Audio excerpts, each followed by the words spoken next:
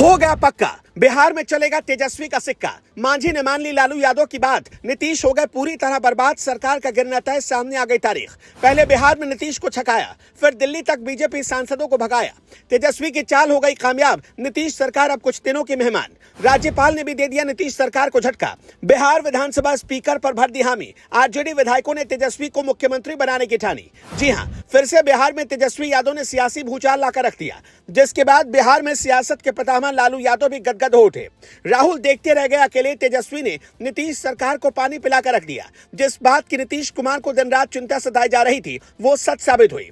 दरअसल जीतन राम मांझी ने अब नीतीश का साथ छोड़ने का पूरा मन बना लिया है और लालू के साथ जाने का ऐलान कर दिया। रातों रात हुए इस ऐलान के बाद अब नीतीश की मुसीबत बढ़ गई है, जिसने दिल्ली तक सियासी संग्राम छेड़ दिया है। यहां तक कि बिहार के कई बीजेपी सांसदों ने दिल्ली तक दौड़ लगा दी, जिसके बारे में बताते हैं। लेकिन जीतन राम मांझी ने कैसे मोदी और नीतीश का सुख चैन छीन लिया, वो भी जान लेते हैं।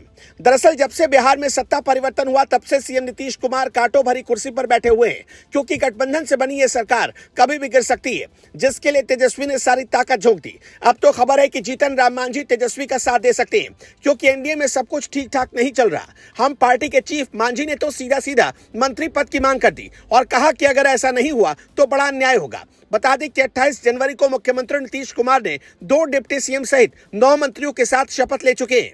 जीतन राम मांझी की पार्टी हम से उनके बेटे संतोष कुमार सुमन भी मंत्री बने।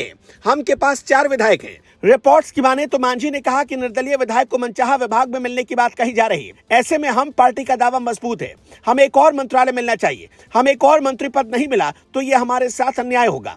वो यही नहीं रुके, इसके आगे भी उन्होंने सरकार के सारे धागे खोल डाले। उन्होंने कहा कि 44 साल से मैं राजनीति में हूँ, मंत्रिमंडल का शपथ ग्रहण सुबह में होता है और शाम में बंटवारा हो जाता है। इस बार नहीं होने से लग रहा है कि जरूर कोई ना कोई बात है। उन्होंने कहा कि हमारी मांग थी कि 2 मंत्री पद हम पार्टी को दिए जाएं, लेकिन ऐसा नहीं हुआ, जिसके बाद उन्होंने तेजस्वी से भी संपर्क साधने की कोशिश की। ऐसा दावा मीडिया रिपोर्ट्स में किया जा रहा। बता दें कि अभी नीतीश सरकार को फ्लोर टेस्ट भी पास करना बाकी है। दरअसल नीतीश कुमार ने 28 जनवरी को महागठबंधन और विपक्षी गुट इंडिया से नाता तोड़कर बीजेपी के साथ एक नई सरकार बनाई। नए विधानसभा अध्यक्ष का चुनाव भी 12 फरवरी को निर्धारित है और इसी दिन राज्य आर्थिक सर्वेक्षण में पेश किया जाएगा।